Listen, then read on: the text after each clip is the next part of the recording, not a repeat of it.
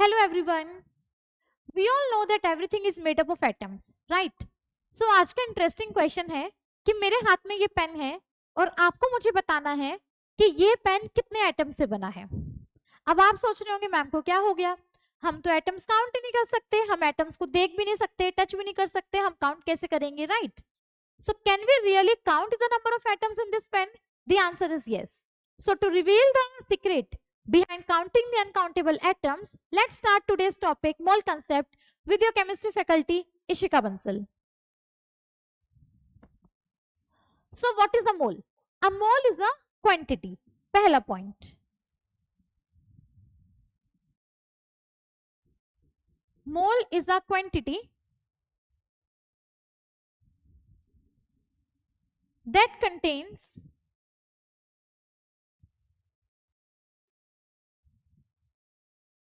as many atoms, or I can say entities. What are entities? अब entities में क्या क्या include होता है? Atoms, molecules,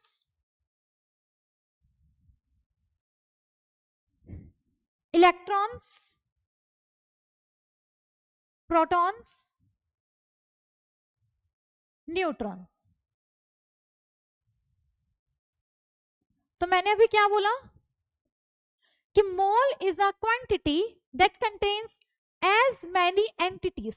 कितनी entities? As there are atoms in 12 gram of carbon 12 isotope. कितनी entities होती हैं? जितने एटम्स होते हैं 12 ग्राम ऑफ कार्बन 12 आइसोटोप में। कितनी बात क्लियर हो गई? मोल क्या है? मोल एक क्वांटिटी है। कैसी क्वांटिटी है? जिसमें उतनी एंटिटीज है जितने कार्बन है किसमें? 12 ग्राम ऑफ कार्बन 12 आइसोटोप में। First point. अब ये कार्बन 12 आइसोटोप ही क्यों हमने बात करी यहाँ पे? क्योंकि ये आइसोटोप होता है नेचुरली एबंडेंट। एबंडेंट का मतलब है बहुत ज्यादा अमाउंट में मिलने वाला। ठीक है, 12 ग्राम ही हमने क्यों लिया? क्योंकि 12 gram is the atomic mass of carbon. अब बात आती है कि हमें पता कैसे चला कि 12 ग्राम ऑफ कार्बन में कितने एटम्स हैं? तो उसके लिए एक साइंटिस्ट ने क्या किया, एक डिवाइस यूज किया जिसका नाम था मास स्पेक्ट्रोमीटर। अब अगर ह्यूमंस को अपना वेट मेजर करना है तो वो क्या करते हैं? वेइंग स्केल यूज करते हैं, राइट? आपने भी किया होगा वेइंग स्केल पर अपना वेट मेजर। क्या आप उस वेइंग स्केल पर एक एटम का मास मेजर कर सकते हो? नहीं कर सकते। पहली बात तो उसमें एटम ही नहीं रख सकते। एटम रख भी दिया तो वो इतना छोटा होता है कि उसका मास वेइंग स्केल मेजर नहीं कर सकता। ठीक है, तो इन्होंने यूज किया मास स्पेक्ट्रोमीटर। ये एक ऐसा डिवाइस है जो एटम्स का मास मेजर करता है। ठीक है, तो इस मास स्पेक्ट्रोमीटर में जब उन्होंने कार्बन का एक एटम रखा तो उसका मास कितना आया? 1.99 into 10 to the power minus 23 gram. किसका मास था ये? 1 कार्बन एटम का मास था ये। अब उन्होंने क्या सोचा कि अगर 1.99 into 10 to the power minus 23 grams में कार्बन का एक एटम है तो 1 ग्राम में कार्बन के कितने एटम्स होंगे? इसके लिए उन्होंने यूज किया मैथ्स का यूनिटरी मेथड। तो यूनिटरी मेथड क्या बोलता है कि अगर इतने मास में एक एटम है तो 1 ग्राम में कितने एटम्स होंगे? 1 upon 1.99 into 10 to the power minus 23 atoms होंगे। हमें कितने में कैलकुलेट करना है? 12 ग्राम में। तो 12 ग्राम में कितने एटम्स होंगे? जितने 1 ग्राम में है, 1 upon 1.99 into 10 to the power minus 23 मल्टीप्लाई बाय 12। इस वैल्यू को कैलकुलेट करके उनको जो वैल्यू मिली वो है 6.023 इंटू 10 टू द पावर 23। तो अब उनको पता चला कि 12 ग्राम ऑफ कार्बन में कितने एटम्स होते हैं? 6.023 into 10 to the power 23 atoms. I hope ये बात सबको क्लियर हो गई। ठीक है, अब सवाल ये आता है कि क्या हमें बार बार ये कैलकुलेशन एग्जाम में करनी पड़ेगी? नहीं। आपका काम आसान बनाने के लिए एक और साइंटिस्ट आए जिनका नाम था Avogadro. Avogadro is the name of the scientist. तो एवोगाड्रो ने बोला कि बच्चों तुम एक काम करो, जैसे तुम 100 केजी को क्या बोल देते हो, क्विंटल बोल देते हो, 12 बनाना को क्या बोलते हो कि भैया 1 डजन बनाना दे दो, ऐसे ही बोलते हो ना। सिमिलरली आप आज के बाद से क्या करोगे, ये जो एटम्स आए हैं 6.023 इंटू 10⁻23, इसको आप आज के बाद से बोलोगे एवोगाड्रोस नंबर। क्या बोलोगे, एवोगाड्रोस नंबर। और एवोगाड्रोस नंबर को किससे रिप्रेजेंट किया जाता है, Na से। तो यही जो नंबर है इसे ही बोलते हैं एवोगाड्रोस नंबर। ये बात नोट कर लो, ये नंबर पूरे चैप्टर में और फिजिकल केमिस्ट्री में बहुत जगह पे काम आने वाला है, एवोगाड्रोस नंबर। आई होप इतनी बात सबको क्लियर हो गई। ठीक है, अब एवोगाड्रो ने क्या बोला कि मैंने आपको एवोगाड्रोस नंबर दे दिया, आपको पता चल गया कि 12 ग्राम में इतने एटम्स होते हैं और उतने एटम्स को हम क्या बोलते हैं, 1 मोल। तो इसी को आज के बाद से हम क्या बोलेंगे, 1 मोल। तो अगर मैं आपसे पूछूं कि 1 मोल में कितनी एंटिटीज होती हैं, Na एंटिटीज होती हैं। कितनी एंटिटीज होती हैं, Na एंटिटीज होती हैं। Na क्या होता है, एवोगाड्रोस नंबर। अच्छा एक और बात, एवोगाड्रोस नंबर को आप ऐसे रिप्रेजेंट नहीं कर सकते, ये वाला Na आप नहीं यूज कर सकते। क्यों, this is the symbol of sodium, ये एवोगाड्रोस नंबर नहीं है।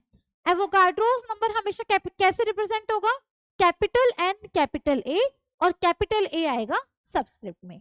आई होप ये बात सबको क्लियर हो गई। तो कहीं पे भी आपको Na दिखे मतलब एवोगाड्रोस नंबर की बात की जा रही है। ठीक है, अब नेक्स्ट हम आते हैं कि इसका हम यूज कैसे करें। अब हमें 1 मोल पता चल गया।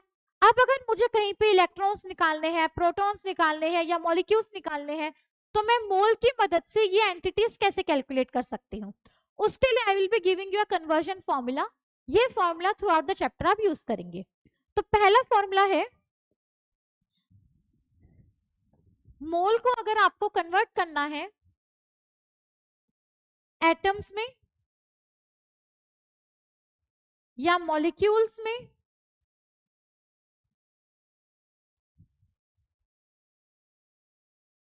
या इलेक्ट्रॉन्स में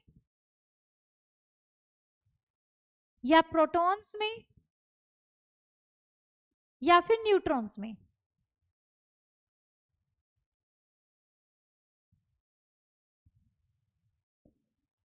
अब आप क्या करते जाओगे, मोल से एटम्स निकाल सकते हो, मॉलिक्यूल्स निकाल सकते हो, इलेक्ट्रॉन्स निकाल सकते हो, प्रोटॉन्स निकाल सकते हो, न्यूट्रॉन्स निकाल सकते हो। इस कैलकुलेशन के लिए आपको सबसे पहले मोल्स कैलकुलेट करने हैं। मोल्स कैसे कैलकुलेट करने हैं वो मैं नेक्स्ट स्लाइड पे बताती हूँ। अभी मोल्स कैलकुलेट करने के बाद अगर हम नंबर ऑफ मोल्स को Na से मल्टीप्लाई कर दें तो हमें मिल जाते हैं नंबर ऑफ एटम्स। अगर हम नंबर ऑफ मोल्स को Na से मल्टीप्लाई कर दें तो हमें मिल जाते हैं नंबर ऑफ मॉलिक्यूल्स। ठीक है, ये कब होगा, जब हमें इनिशियली एटम दिया होगा तो Na से मल्टीप्लाई करके हमें एटम्स मिल जाएंगे। अगर हमें इनिशियली मॉलिक्यूल दिया है क्वेश्चन में तो पहले आप Na से मल्टीप्लाई करके मॉलिक्यूल्स निकालोगे, उसके बाद वो मॉलिक्यूल जितने एटम से बना होगा उसको हम बोलेंगे एटॉमिसिटी। तो मैंने एक वर्ड यूज किया एटॉमिसिटी। एटॉमिसिटी का मतलब क्या होता है, number of atoms in a molecule. Number of atoms in a molecule. For example मैंने एक मॉलिक्यूल लिखा N2, तो N2 मॉलिक्यूल कितने एटम से बना है, 2, तो इसकी एटॉमिसिटी कितनी हो जाएगी, 2। मैंने लिखा NH3, इसकी एटॉमिसिटी कितनी हो जाएगी, सोचो जल्दी से, 4। कैसे, एक नाइट्रोजन है 3 हाइड्रोजन है, तो इसकी एटॉमिसिटी कितनी हो गई, 4। तो आप क्या करोगे, नंबर ऑफ मॉलिक्यूल्स कैलकुलेट करने के बाद उस मॉलिक्यूल्स को you will multiply with atomicity, आपको क्या मिल जाएंगे, number of atoms. I hope इतनी सी बात सबको क्लियर हो गई। अब अगर हमें निकालने हैं नंबर ऑफ इलेक्ट्रॉन्स, तो नंबर ऑफ इलेक्ट्रॉन्स निकालने के लिए क्या करोगे आप, multiplied by Na and multiplied by number of electrons.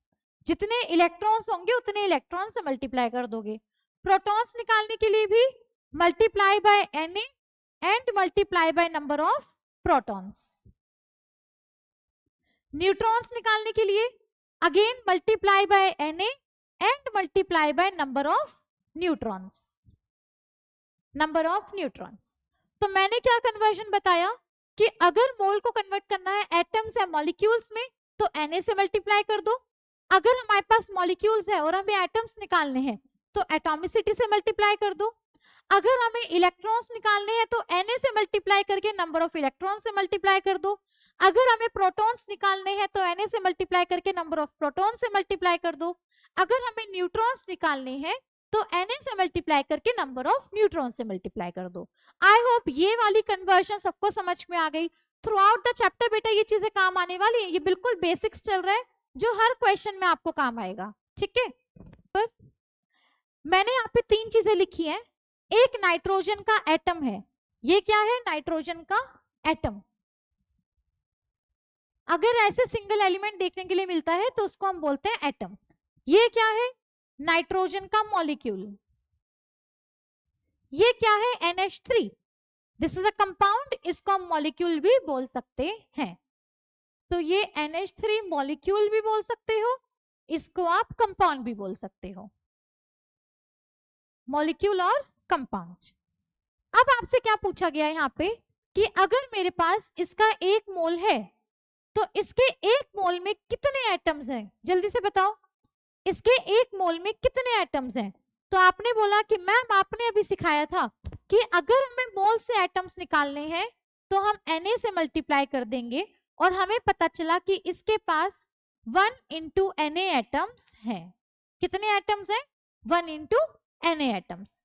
Next आते हैं N2 पर। अगर मेरे पास N2 का 1 मोल है तो इसके पास कितने एटम्स हैं? अब आप क्या बोलोगे कि मैम आपने बोला था कि अगर इनिशियली हमारे पास मॉलिक्यूल होगा तो पहले हम मोल से मॉलिक्यूल्स निकालेंगे, मॉलिक्यूल से एटम्स निकालेंगे, यही बोला था मैंने।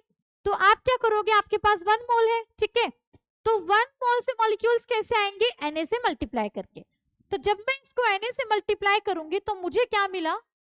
1 into Na मॉलिक्यूल्स। आई होप ये वाली बात सबको समझ में आ गई, 1 into Na मॉलिक्यूल्स। अब क्या करोगे? अब आपको मॉलिक्यूल्स पता चल गए तो आप क्या निकाल सकते हो? एटम्स। कैसे? अब आप मल्टीप्लाई कर दो एटॉमिसिटी से। इसकी एटॉमिसिटी कितनी नजर आ रही है हमें? 2। क्यों? क्योंकि ये मॉलिक्यूल बना है नाइट्रोजन के 2 एटम से। तो कितने एटम्स हो जाएंगे? 1 into Na into 2 is equals to 2 Na atoms. तो इसके पास कितने एटम्स हो गए? 2 Na एटम्स। सिमिलरली अगर मेरे पास NH3 का 1 मोल है तो इसके 1 मोल में कितने मॉलिक्यूल्स होंगे? जल्दी से बताओ।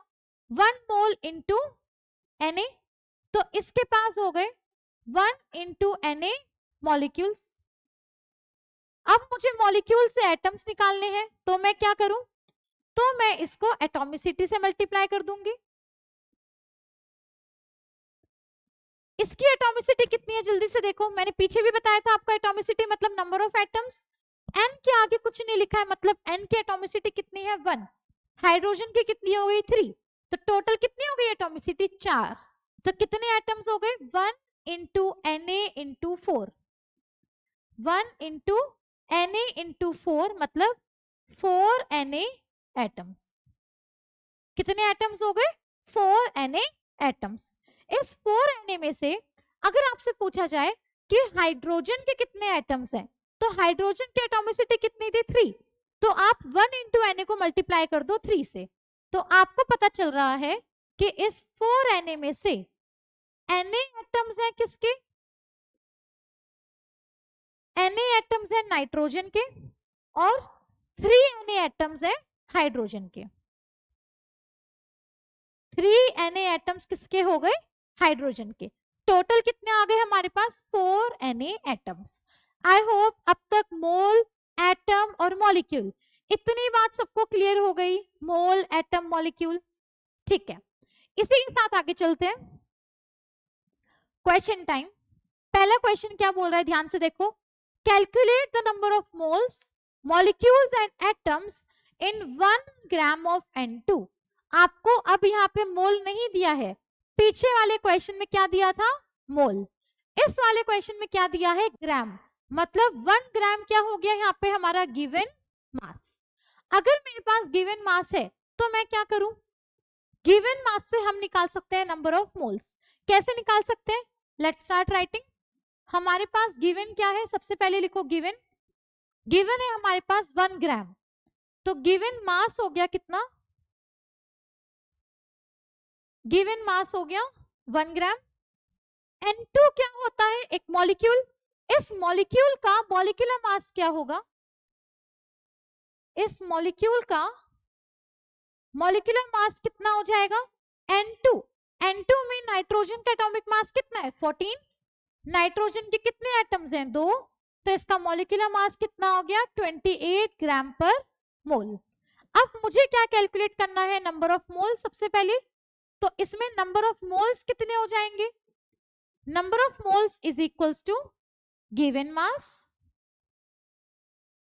Upon molecular mass. Number of moles is equals to given mass upon molecular mass. Given mass कितना था, 1, मॉलिक्यूलर मास कितना है, 28। तो टोटल नंबर ऑफ मोल्स कितने आ गए बेटा, 1/28। ये वाली बात सबको समझ में आ गई।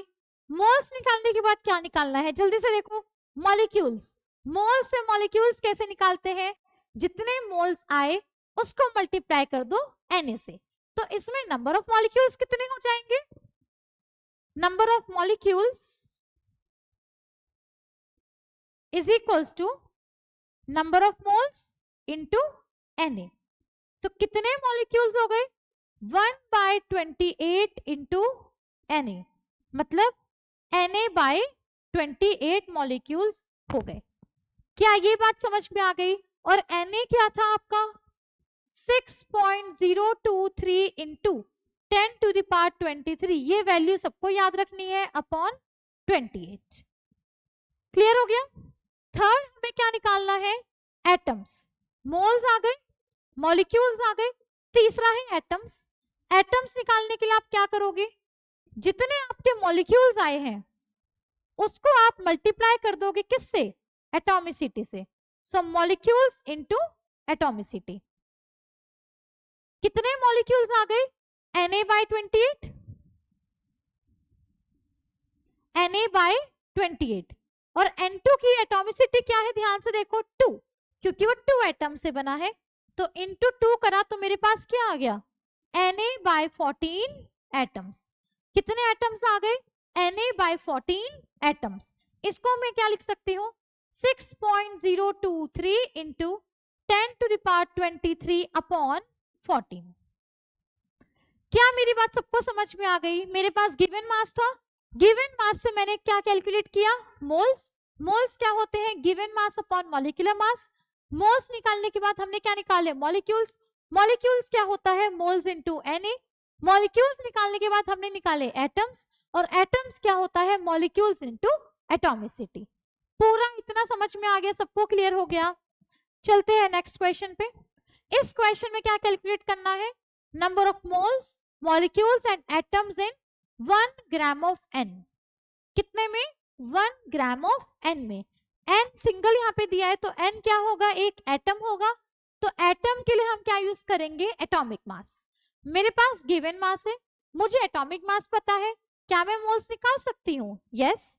तो अगेन आप बोलोगे सबसे पहले कि मैम जो गिवन मास है वो कितना है, 1 ग्राम।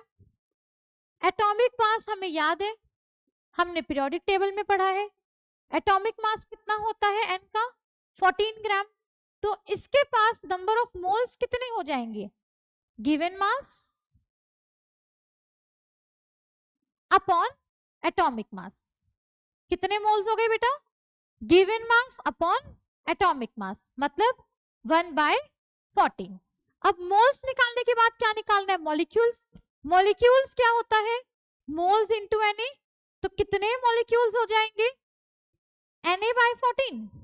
क्या ये बात सही है। आप बोलोगे कि मैम ये वाली बात बिल्कुल गलत है, क्यों, क्योंकि हमारे पास तो एटम था। अगर हमारे पास एटम था तो हम मॉलिक्यूल्स कैसे निकाल सकते हैं? सोचा कि नहीं? हाँ में हाँ नहीं मिलानी है, आपको सोचना है कि अगर मॉलिक्यूल है तो मॉलिक्यूल्स निकाल सकते हैं, अगर एटम है तो मॉलिक्यूल्स कैसे निकालोगे? एटम अगर है हमारे पास तो हम डायरेक्टली क्या निकाल सकते हैं?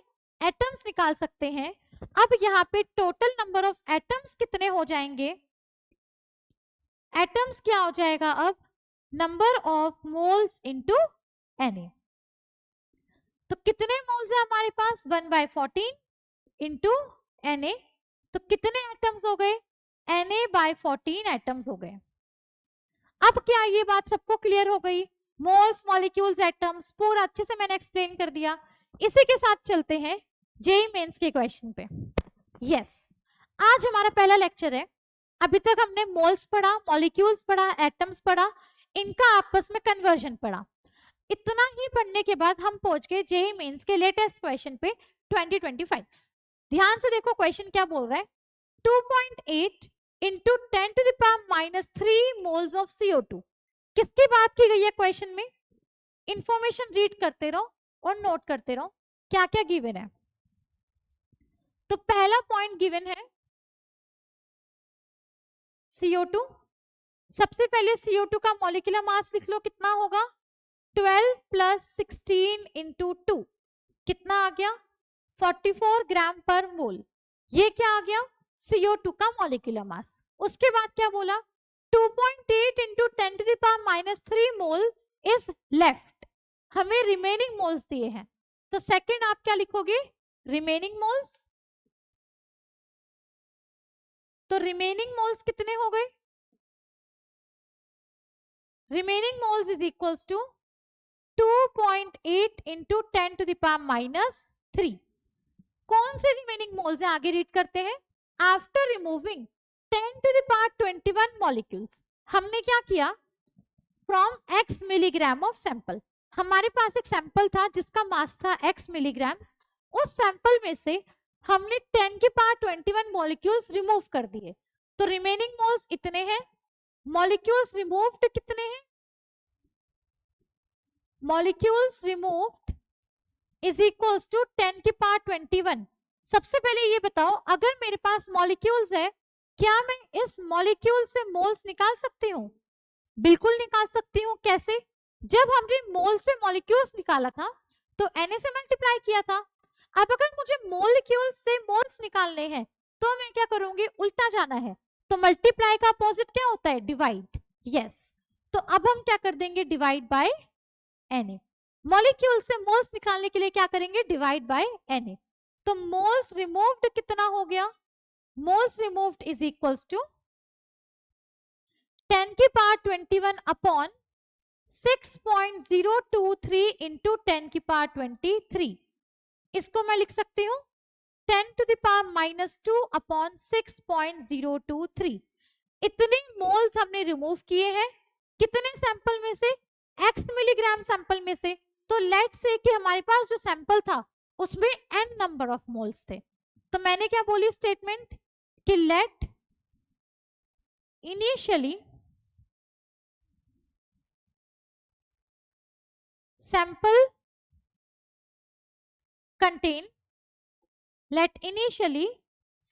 contain n moles।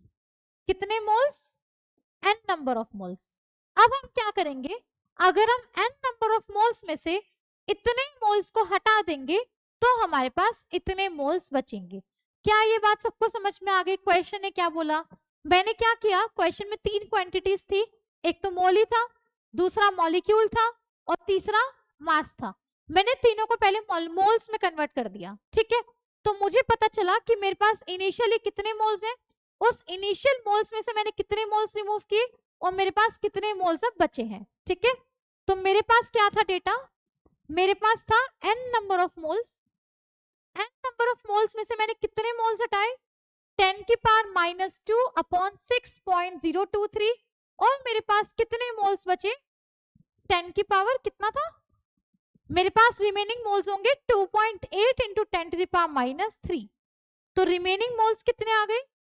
2.8 × 10⁻³ क्या मुझे यहाँ से n की वैल्यू मिल सकती है? बिल्कुल मिल सकती है। n क्या हो जाएगा? 2.8 इंटू 10⁻³ प्लस 10⁻² अपॉन 6.023। फटाफट से इसको सॉल्व करके आंसर बताओ कितना n आएगा। 1 मिनट है आपके पास, जल्दी जल्दी बताओ कितना n आ रहा है। कैलकुलेटर बेटा नहीं यूज करना है, पेपर में कैलकुलेटर नहीं मिलता है, आपको खुद से सॉल्व करना है। कितना n आ रहा है? करो करो कैलकुलेट करो। हाँ जी, आ गए चैट बॉक्स में आंसर्स। तो n की वैल्यू आ रही है सभी की 0.0044। करेक्ट। ये क्या आ गया? Number of moles.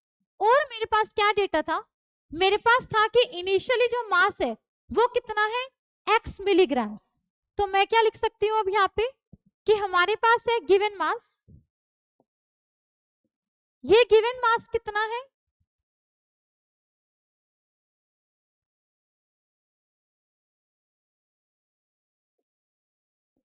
अब क्वेश्चन में है गिवन मास। गिवन मास कितना है? x milligrams. मॉलिक्यूलर मास कितना था CO2 का? 44 ग्राम पर मोल। अगर मुझे ग्राम को कन्वर्ट करना है मिलीग्राम में तो मैं क्या कर सकती हूँ? इसको 1000 से मल्टीप्लाई। सो 44 इंटू 1000 मिलीग्राम पर मोल, ये लिख दूं। अब हमारा मोल क्या होता है? Number of moles is equals to ये given mass upon molecular mass. Values put करो। मोल्स कितने आ गए? 0.0044। गिवन मास कितना है? x milligram. मॉलिक्यूलर मास कितना आ गया? 44 इंटू 1000 मिलीग्राम पर मोल। तो आपका x कितना आ जाएगा बेटा? 0.0044 इंटू 44 इंटू 1000। पॉइंट हटाया, 1 2 3 4 जीरो आ गई नीचे। 0 से 0 कैंसिल करो, 1 2 3 1 2 3। 44 इंटू 44 कितना आ जाएगा? जल्दी से कैलकुलेट करो। 44 इंटू 44 फटाफट से बताओ। 44 इंटू 44 कितना आएगा? कर लिया सबने कैलकुलेट? अब 44 इंटू 44 को 10 से डिवाइड कर दो। कितना आंसर आ रहा है आपका? 44 इंटू 44 को जल्दी से 10 से डिवाइड कर दो।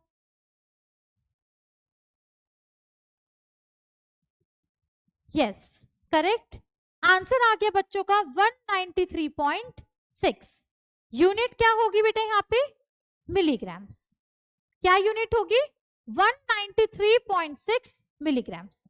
सबको ये बात क्लियर हो गई? जेई मेंस का क्वेश्चन था बेटा 2025 का। अभी हमने क्या पढ़ा? सिर्फ मोल्स, मॉलिक्यूल्स, एटम्स पढ़ा। हमने सिर्फ एंटिटीज के बारे में पढ़ा और इतना पढ़ के हमने जेई मेंस का क्वेश्चन कर लिया। मैम जेई का तो करा दिया, एक नीट का भी करा दो। करा देते हैं। ये आ गया आपका पीवाईक्यू नीट 2025 का। इस क्वेश्चन को देखो, ये क्वेश्चन क्या बोल रहा है। पहले लेक्चर में मैम तो पीवाईक्यूज ले आई। अच्छा, among the following choose the options having equal number of atoms. तो आपको क्या करना है? नंबर ऑफ एटम्स कैलकुलेट करने हैं। मैंने क्या बोला था? कोई भी क्वेश्चन आए सबसे पहले आप कैलकुलेट करो मोल्स। मोल्स को कन्वर्ट करो किस में? मॉलिक्यूल्स में। मॉलिक्यूल्स को कन्वर्ट करो बेटा एटम्स में। तो पहला स्टेप क्या हो गया? मोल्स। अब ध्यान से देखो, मेरे पास ये सारे मॉलिक्यूल्स और कंपाउंड्स गिवन है, इनका मेरे पास मॉलिक्यूलर मास नहीं है। तो मुझे सबसे पहले क्या चाहिए होगा? सभी का मॉलिक्यूलर मास। तो लेट्स राइट। स्टेप 1 हो गया हमारा मॉलिक्यूलर मास कैलकुलेशन।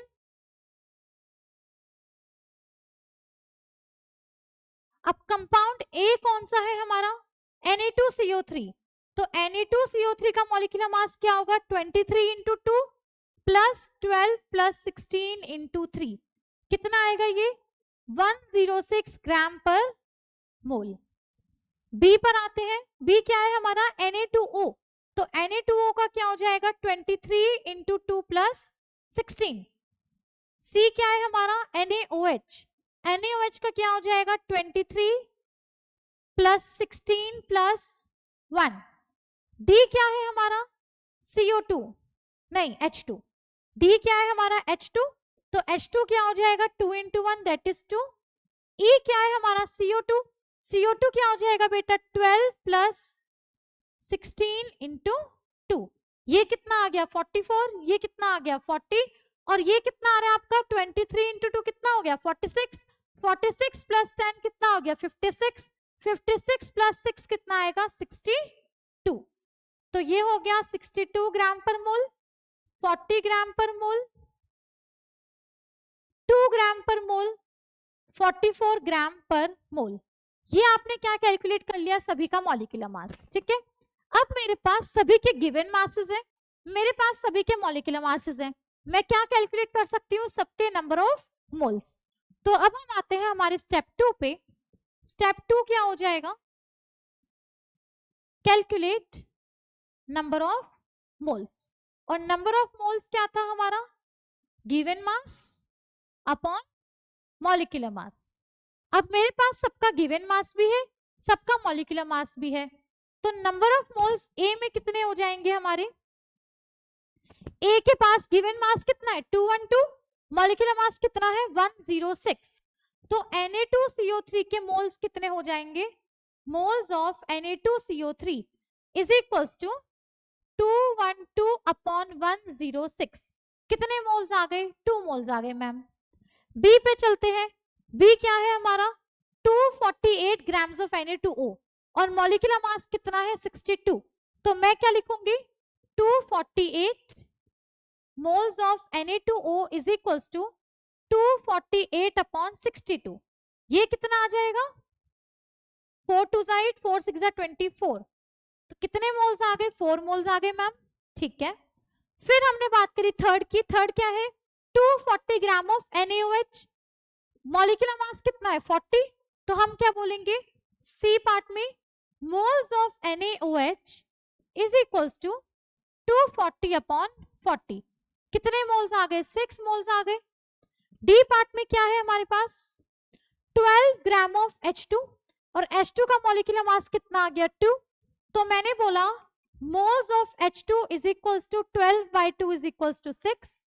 ई पार्ट में क्या है मेरे पास मोल्स ऑफ CO2, CO2 का गिवन मास कितना है ध्यान से देखो 220 ग्राम, मॉलिक्यूलर मास कितना आया 44, तो हम बोल देंगे 220 अपॉन 44, 220 अपॉन 44 कितना हो जाएगा 5, तो मेरे पास आ गए सभी के number of moles. Number of moles निकालने के बाद हमारा नेक्स्ट स्टेप क्या होगा, ये था हमारा स्टेप नंबर 2। अब हम बात करते हैं स्टेप नंबर 3 की। स्टेप 3 क्या हो जाएगा, सब में निकाल लो number of molecules. Number of molecules के लिए क्या करना था, हमें मोल्स को Na से मल्टीप्लाई करना था, तो इसमें नंबर ऑफ मॉलिक्यूल्स कितने हो जाएंगे 2 × Na, कितने मॉलिक्यूल्स हो गए 2 Na, इसमें कितने हो जाएंगे 4 × Na, कितने हो गए बेटा 4 Na, इसमें कितने हो गए 6 × Na, कितना आ गया 6 Na, इसमें भी कितने हो जाएंगे 6 Na, और इसमें कितने हो जाएंगे 5 × Na, कितना हो गया बेटा 5 Na। ये बात समझ में आ गई। हमें क्वेश्चन में करना क्या था, हमें फाइंड आउट करना था इक्वल नंबर ऑफ एटम्स, ना कि मॉलिक्यूल्स। अभी मॉलिक्यूल्स आए हैं, एटम्स नहीं आए, अब हमें मॉलिक्यूल से एटम्स निकालने हैं, तो हम चले नेक्स्ट स्टेप पे। ये था हमारा स्टेप नंबर 3। नेक्स्ट है हमारे पास स्टेप नंबर 4। स्टेप नंबर 4 क्या हो गया, एटम्स निकालो। एटम्स निकालने के लिए क्या बताया था मैंने, जितने मॉलिक्यूल्स आए हैं सबको एटॉमिसिटी से मल्टीप्लाई करते जाओ। तो यहाँ पे इसकी एटॉमिसिटी कितनी है, ध्यान से देखो, 2, 1 कार्बन 3 और 3 ऑक्सीजन, कितनी हो गई 6, तो इसको मल्टीप्लाई करेंगे 6 से, और ये कितना आ गया 12 Na। इसकी एटॉमिसिटी देखो 2 और 1 कितनी हो गई 3, तो इसको मल्टीप्लाई किया हमने 3 से, ये कितना आ गया बेटा 12 Na। इसकी एटॉमिसिटी देखो, यहाँ पे सोडियम एक एलिमेंट है 1, ऑक्सीजन 1, हाइड्रोजन 1, कितनी हो गई एटॉमिसिटी 3, तो इसको 3 से मल्टीप्लाई किया, कितना आ गया 18 Na। फिर आते हैं H2 पे, इसकी एटॉमिसिटी कितनी हो गई 2, तो यहाँ पे मल्टीप्लाई किया 2 से, कितना आ गया आपका 12 Na। उसके बाद है आपके पास CO2, एक कार्बन 2 ऑक्सीजन, तो इसकी एटॉमिसिटी कितनी हो गई 3, और ये कितना हो गया आपका 15 Na। अब आ गए हमारे पास नंबर ऑफ एटम्स। अब क्वेश्चन ने क्या पूछा था कि इक्वल नंबर ऑफ एटम्स किस किस के पास है। तो अब अगर मुझे पता लगाना है इक्वल नंबर ऑफ एटम्स, तो बस अब आप देख लो कि यहाँ पे इक्वल एटम्स किसके पास है।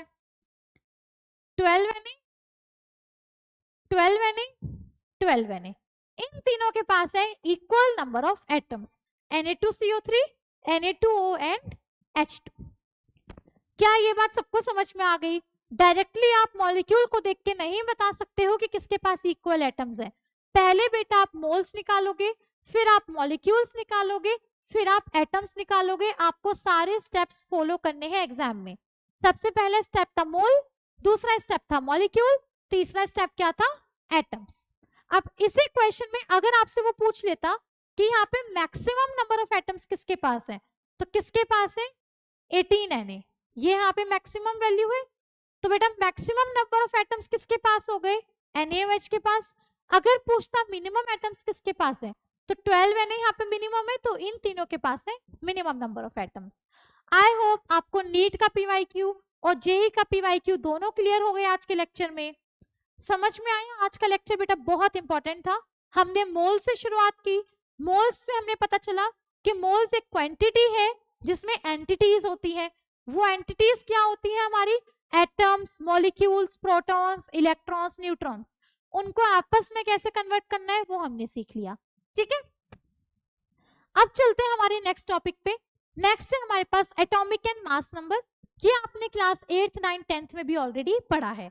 तो एटॉमिक और मास नंबर क्या होता है वो देखते हैं। ध्यान से देखो, अगर मेरे पास कोई एलिमेंट है x, इस x एलिमेंट के ऊपर कोई चार्ज है मान लो +n, और कोई चार्ज है मान लो -n, और यहाँ पे मैंने कुछ नहीं लिखा, तो मतलब ये स्पीशीज कैसी हो गई न्यूट्रल। तो इस स्पीशीज को हम क्या बोलेंगे न्यूट्रल। इसको हम क्या बोलेंगे पॉजिटिव स्पीशीज। इसको हम क्या बोलेंगे नेगेटिव स्पीशीज। दूसरी बात, अगर ये न्यूट्रल है तो न्यूट्रल का मतलब क्या है कि इसने कोई इलेक्ट्रॉन्स और प्रोटॉन्स का लॉस नहीं किया, तो इसके पास नंबर ऑफ इलेक्ट्रॉन्स और प्रोटॉन्स कैसे होंगे इक्वल होंगे। पॉजिटिव का मतलब क्या है कि इसने किया है क्या इलेक्ट्रॉन्स का लॉस, इसने किया है इलेक्ट्रॉन्स का लॉस, पॉजिटिव स्पीशीज का मतलब। तो इसके नंबर ऑफ प्रोटॉन्स और नंबर ऑफ इलेक्ट्रॉन्स इक्वल नहीं होंगे। नेगेटिव स्पीशीज का मतलब है कि इसने किया है इलेक्ट्रॉन्स का गेन। तो न्यूट्रल, पॉजिटिव और नेगेटिव स्पीशीज सबको क्लियर हो गया।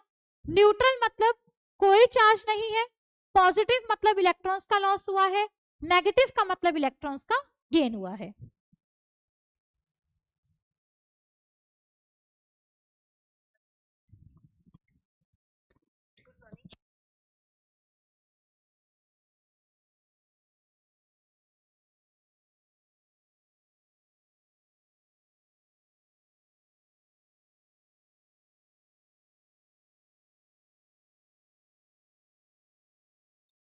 हाँ जी, तो हम बात कर रहे थे neutral, positive and negative species के। ठीक है, दूसरी चीज आती है atomic and mass number. Atomic number को हम रिप्रेजेंट करते हैं Z से, मास नंबर को हम रिप्रेजेंट करते हैं A से। तो Z क्या हो गया हमारा एटॉमिक नंबर, और A क्या होता है हमारा मास नंबर। इन तीनों का एटॉमिक नंबर सेम रहेगा, एटॉमिक नंबर चेंज नहीं होगा, मास नंबर भी सेम रहेगा, वो भी चेंज नहीं होगा। क्या ये बात सबको क्लियर हो गई? तीनों स्पीशीज का एटॉमिक नंबर भी सेम है, तीनों स्पीशीज का मास नंबर भी सेम है। ठीक है, आगे चलते हैं। एटॉमिक नंबर हमें क्या बताता है? एटॉमिक नंबर हमें बताता है नंबर ऑफ प्रोटॉन्स। तो किसी भी एलिमेंट में जितने भी नंबर ऑफ प्रोटॉन्स होंगे वही उसका एटॉमिक नंबर होगा। So atomic number is equals to number of protons. क्या मैं यहाँ पे नंबर ऑफ इलेक्ट्रॉन्स बोल सकती हूँ? अभी तो मैंने बोला कि न्यूट्रल स्पीशीज में इलेक्ट्रॉन्स और प्रोटॉन्स इक्वल है, पर हम नंबर ऑफ इलेक्ट्रॉन्स नहीं बोल सकते एटॉमिक नंबर को। क्यों? क्योंकि कोई भी एलिमेंट अपने इलेक्ट्रॉन्स का लॉस भी कर सकता है और इलेक्ट्रॉन्स का गेन भी कर सकता है। इसका मतलब नंबर ऑफ इलेक्ट्रॉन्स वेरिएबल होते हैं, वो चेंज होते रहते हैं, इसलिए नंबर ऑफ इलेक्ट्रॉन्स कभी भी एटॉमिक नंबर को डिफाइन नहीं करेंगे, क्योंकि मैंने बोला कि एटॉमिक नंबर कभी भी चेंज नहीं होता है, एलिमेंट का एटॉमिक नंबर हमेशा सेम रहता है। क्या ये बात सबको क्लियर हो गई? अब हम बात करते हैं बेटा मास नंबर की। मास नंबर क्या होता है? Mass number is equals to sum of number of protons and neutrons. Mass number क्या होता है? Sum of number of protons and neutrons. Neutrons और प्रोटॉन्स का सम हमें बताता है मास नंबर। तो मैं कह सकती हूं कि A क्या हो गया मेरा? A is equals to number of protons plus number of neutrons. Z is equals to number of protons. क्या ये बात क्लियर हो गई? अगर हमें कभी कैलकुलेट करना हुआ नंबर ऑफ न्यूट्रॉन्स तो हम क्या करेंगे? A minus Z। अगर हमें कैलकुलेट करना हुआ नंबर ऑफ प्रोटॉन्स तो हम क्या करेंगे? Is equals to Z। अगर हमें कैलकुलेट करना हुआ number of electrons, number of electrons के लिए हम क्या करेंगे?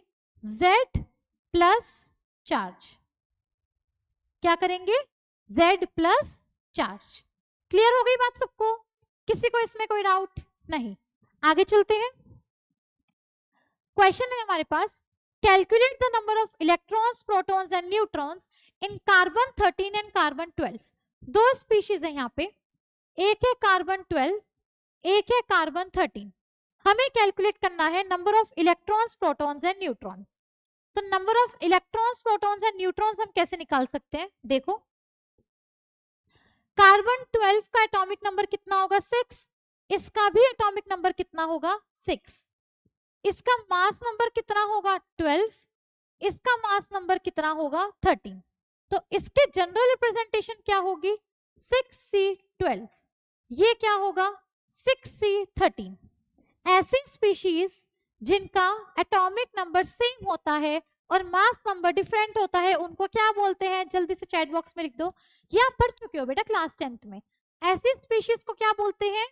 करेक्ट, आइसोटोप्स बोलते हैं। तो ये 6C12 और 6C13 ये दोनों क्या हो गए? Isotopes of carbon. ठीक है, मेरे पास A है, मेरे पास Z है, मुझे निकालने हैं इलेक्ट्रॉन्स, प्रोटॉन्स, न्यूट्रॉन्स। तो नंबर ऑफ प्रोटॉन्स कितने हो जाएंगे? Is equals to Z is equals to 6। इस स्पीशीज के ऊपर कोई चार्ज है? नहीं, तो इसके पास नंबर ऑफ इलेक्ट्रॉन्स भी कितने होंगे? 6। इसके पास नंबर ऑफ न्यूट्रॉन्स कितने हो जाएंगे? A minus Z, 12 minus 6 is equals to 6। तो मैंने निकाल लिया number of electrons, protons and neutrons in a carbon 12 atom. अब हम आते हैं कार्बन 13 पर। कार्बन 13 में क्या है? कार्बन 13 में मेरे पास नंबर ऑफ प्रोटॉन्स कितने होंगे? Is equals to Z is equals to 6। क्या इसके ऊपर कोई चार्ज है? नहीं, तो इसके पास इलेक्ट्रॉन्स भी कितने होंगे? 6। न्यूट्रॉन्स कितने होंगे? A माइनस Z, मतलब 13 माइनस 6 इज इक्वल्स टू 7। तो यहां से हम कंक्लूजन निकाल सकते हैं कि जो हमारे आइसोटोप्स होते हैं उनके पास number of electrons and number of protons same होते हैं, बट उनके पास नंबर ऑफ न्यूट्रॉन्स डिफरेंट होते हैं।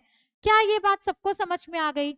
आइसोटोप्स के नंबर ऑफ न्यूट्रॉन्स डिफरेंट होते हैं, number of electrons and number of protons same होते हैं। चले आगे नेक्स्ट क्वेश्चन पे, चलो फटाफट से। नेक्स्ट क्वेश्चन क्या बोल रहा है? Calculate the number of electrons, protons and neutrons in hydrogen and helium. Hydrogen और हीलियम में आपको कैलकुलेट करना है again electrons, protons and neutrons. ये हाइड्रोजन एटम है, ये हीलियम एटम है। हाइड्रोजन का एटॉमिक नंबर क्या होता है? फटाफट से चैट बॉक्स में आंसर करते रहो। 1। मास नंबर कितना होता है हाइड्रोजन का? 1। हीलियम का एटॉमिक नंबर कितना होता है? 2। मास नंबर कितना होता है? 4। अगर आपको ये नहीं पता तो बेटा पीरियोडिक टेबल रिवाइज कर लो घर जाके। हाइड्रोजन का एटॉमिक नंबर 1, हीलियम का एटॉमिक नंबर 2। हाइड्रोजन का एटॉमिक मास 1, हीलियम का एटॉमिक मास 4। अब हम बात करते हैं इलेक्ट्रॉन्स, प्रोटॉन्स एंड न्यूट्रॉन्स की। प्रोटॉन्स कितने होंगे?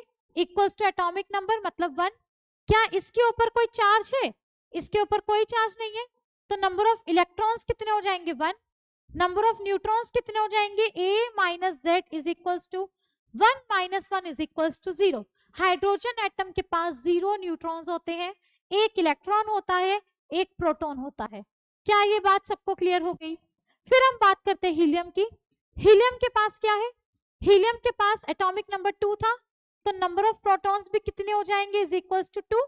क्या इसके ऊपर अभी कोई चार्ज है? नहीं है, तो इलेक्ट्रॉन्स भी कितने हो जाएंगे 2। नंबर ऑफ न्यूट्रॉन्स कितने हो जाएंगे बेटा? a minus Z is equals to 4 minus 2 is equals to 2।